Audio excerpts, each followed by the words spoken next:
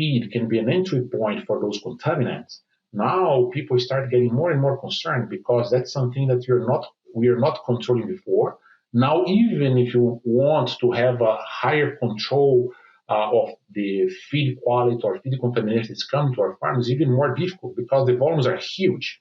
And not only that, those steps that the feed could be contaminated are several.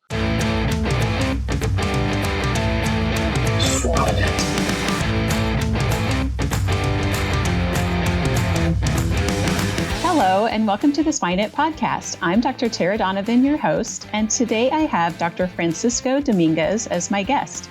Dr. Domingues is the global head of swine nutrition and health with Anitox, where he is responsible for everything related to technical services support, both internal and external, and R&D related to swine.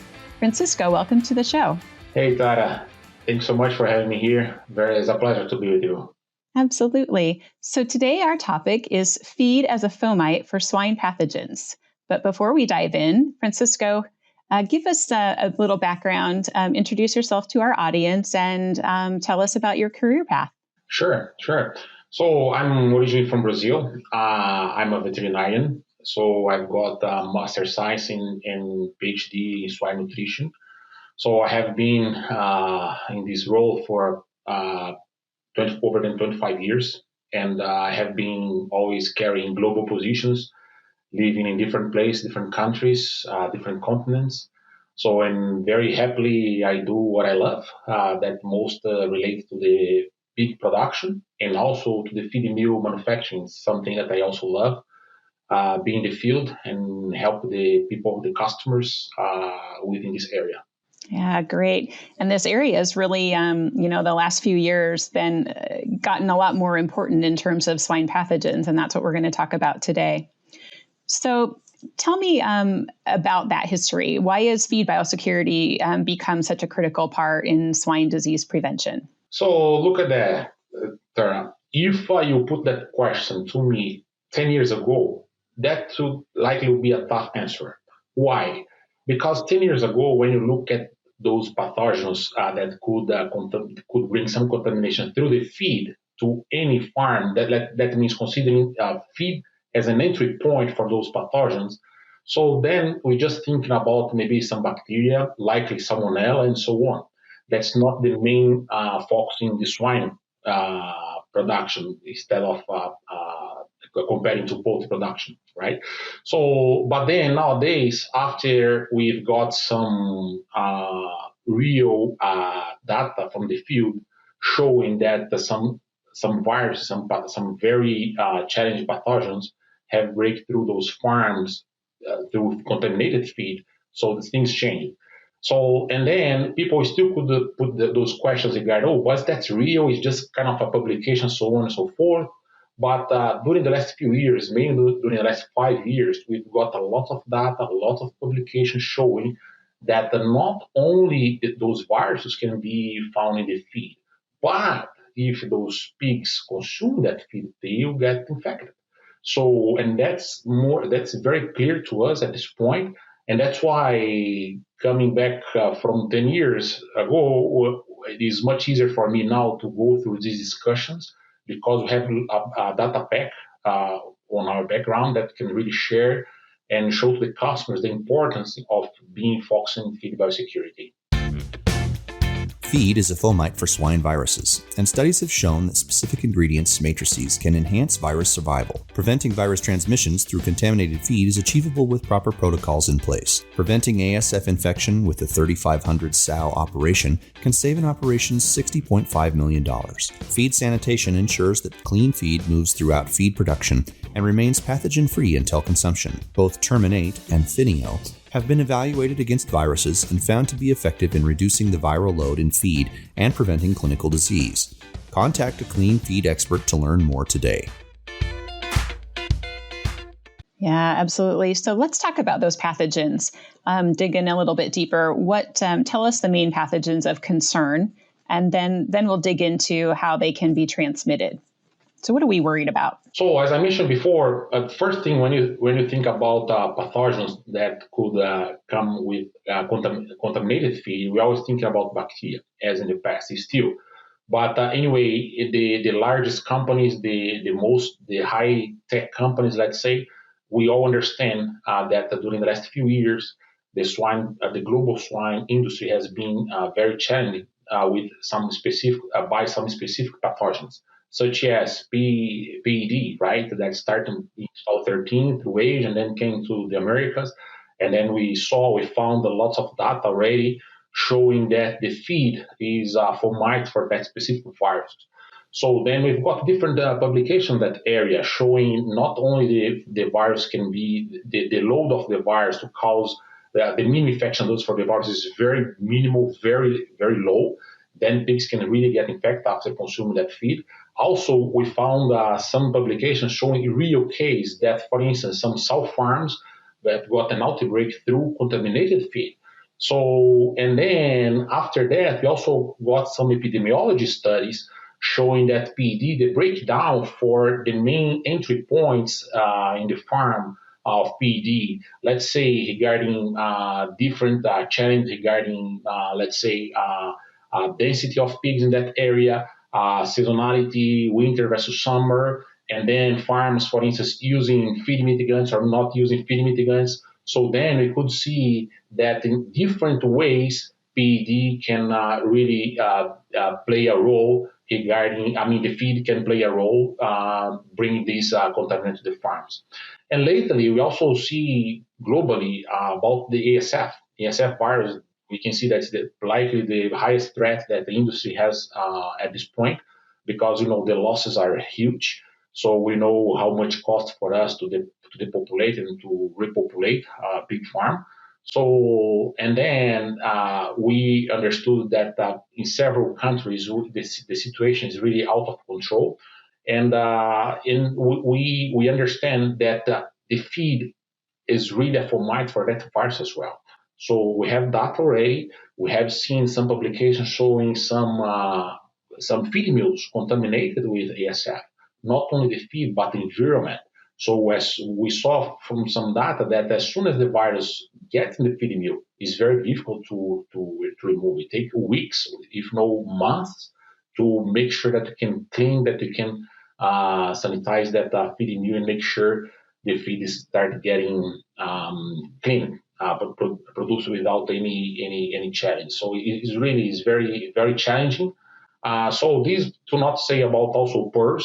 So PRRS, we still don't have too much data on that, but step by step, some situations that we have seen in different places are really, we can see a trend, regarding data coming, publications showing that the role of feed in bringing PRRS to the farms is also can be there.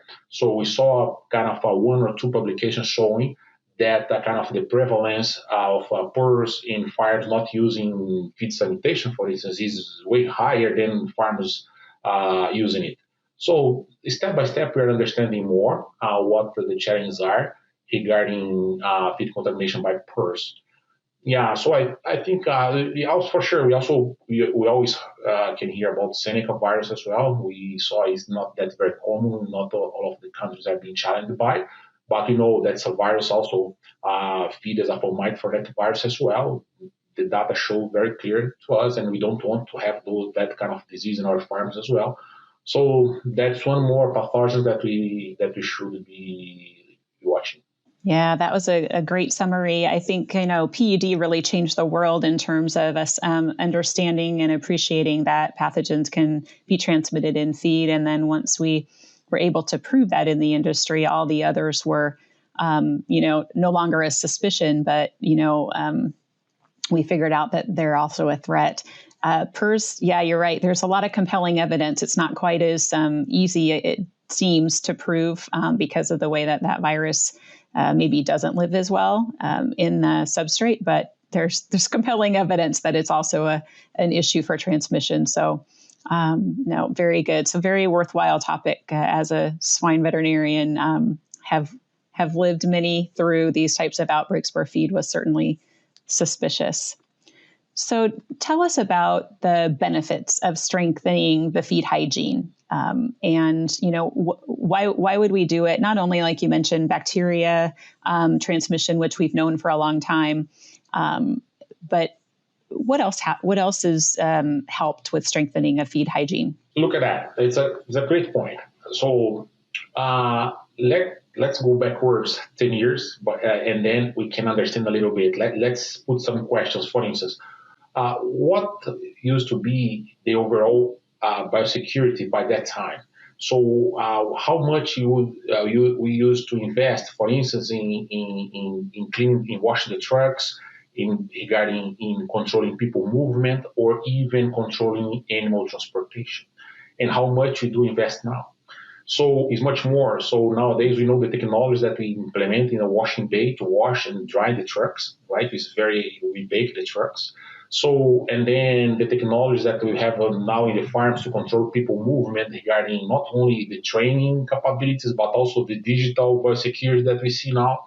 And then for animal entry, how many animals used to test before, and how many animals we test now. And for instance, quarantine. Nowadays, every sow farm or even every important farm you have in their pigs, you stay in quarantine before getting in the main barns. So all of those are investments that we didn't used to do 10 years ago. But then when you come to the feed, let's say that's another entry point for those viruses, as we just discussed. So what you used to do 10 years ago and what we do different now, right? But then when you say that, so 10 years ago we didn't think in sanitize the feed, in doing kind of a treatment that you could control virus in the feed. That time we didn't have any knowledge about why you should do it. But if you see now we have more evidence why you should do it. But even if we see those investments needed are still not in there in the way that it should.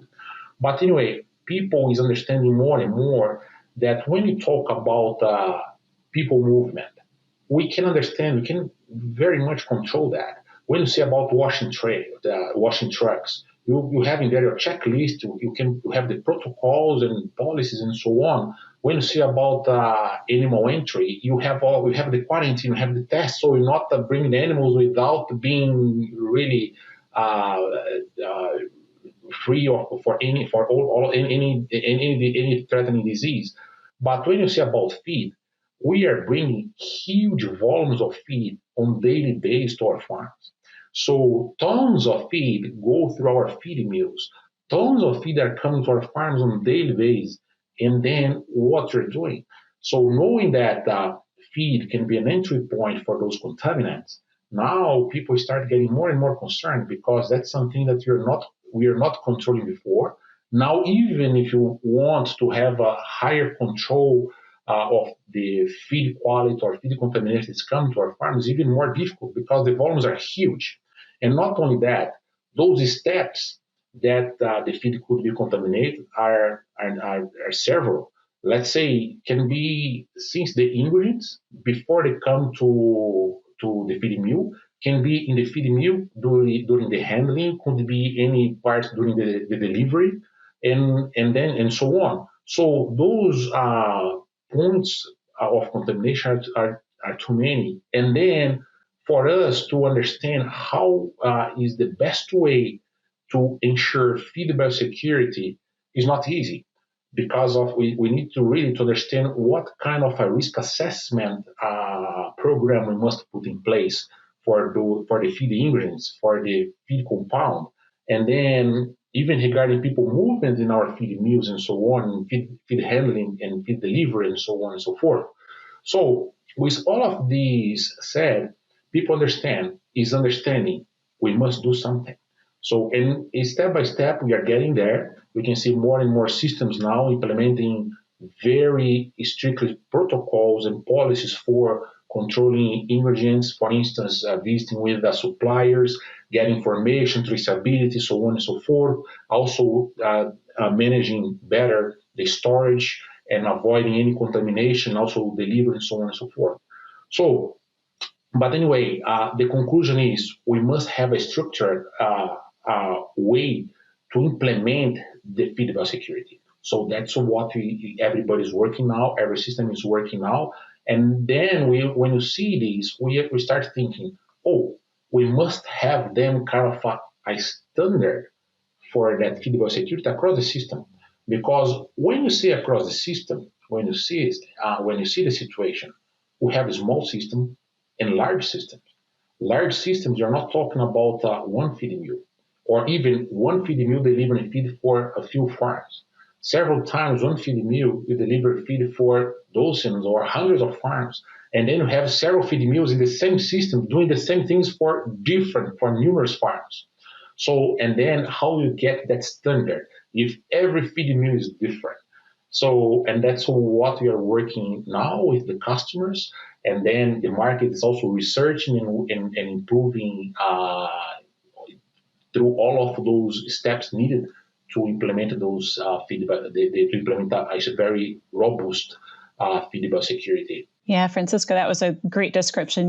We talk about on an individual farm, the people come every day, right, to the farm. So that's a risk, but feed comes every day and then it's in a bin in large quantities. And so the pigs eat it every day and, multiple areas of the farm. So I think you're exactly right. The risk then is an everyday event. And the challenge is there's a lot of steps to producing the feed that can contaminate it along the way. And we're just getting started at understanding I would say that most economical and user-friendly ways to help those mitigations, right? Because some of those processes are hard to figure out a way to make them safer. So yeah, it's a big feat for sure.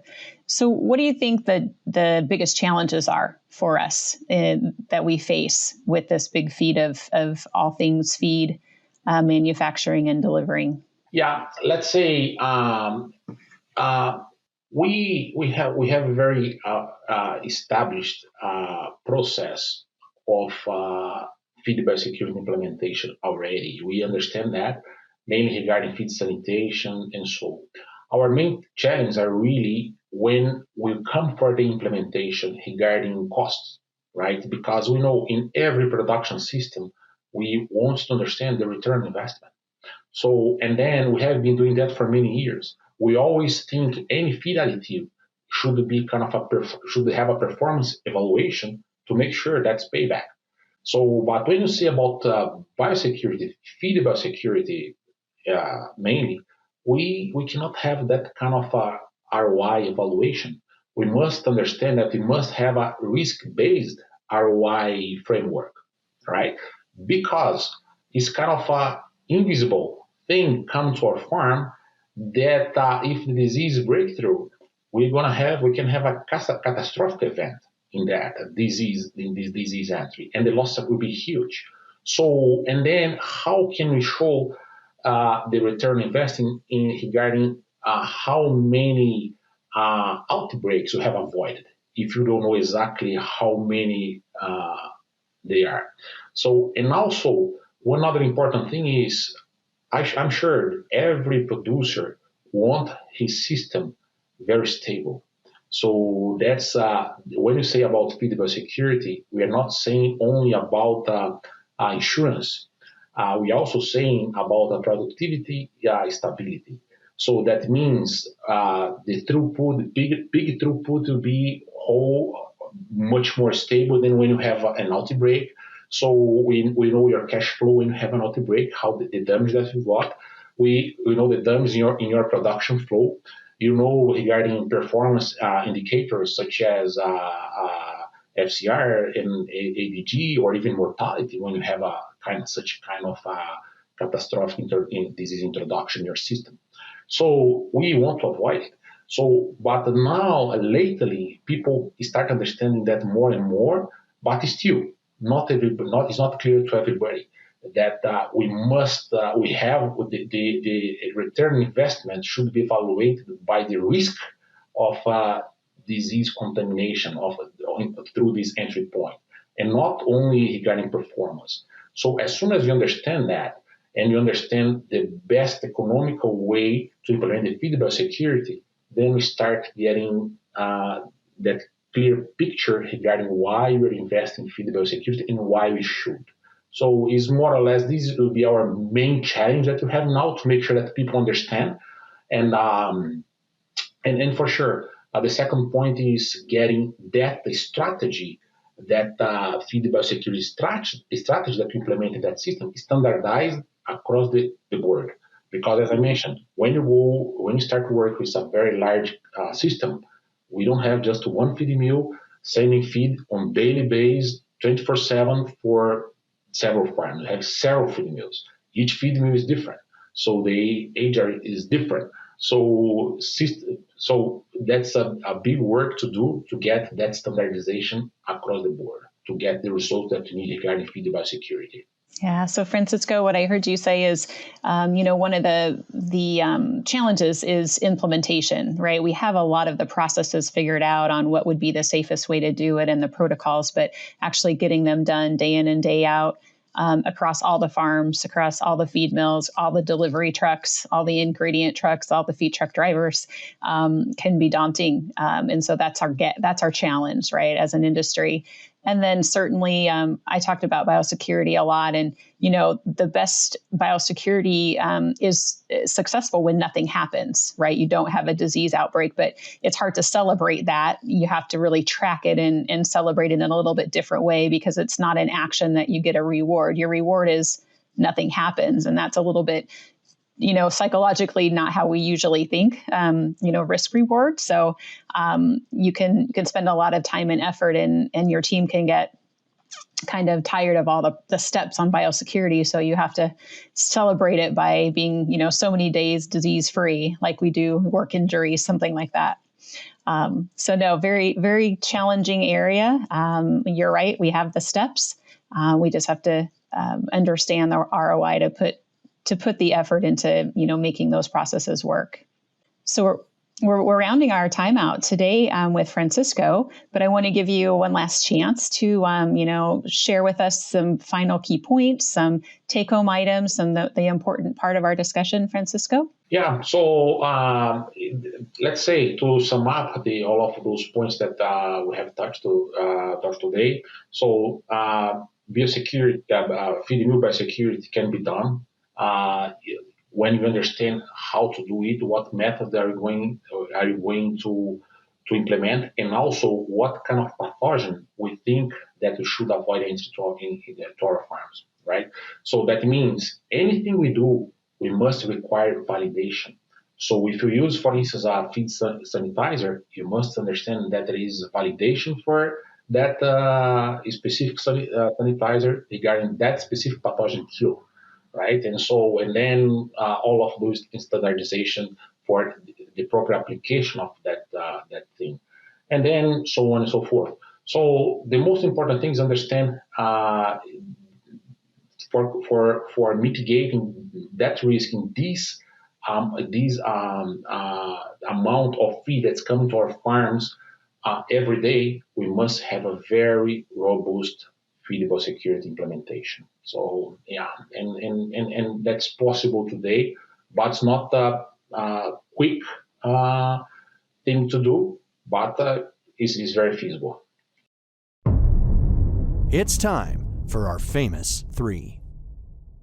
A worldwide leader in animal nutrition, Adiceo's portfolio of products includes Nephionine, the full range of vitamins, enzymes, organic selenium, probiotics, mycotoxin management strategies, and palatability products. With such a diverse offering, Adiceo supports its customers with a broad range of expertise, tools, and services to help them maintain a competitive advantage. Adiceo, fueling predictable profits. To learn more, visit Adiceo at www.adiceo.com. Yeah, absolutely. So thank you so much for your time.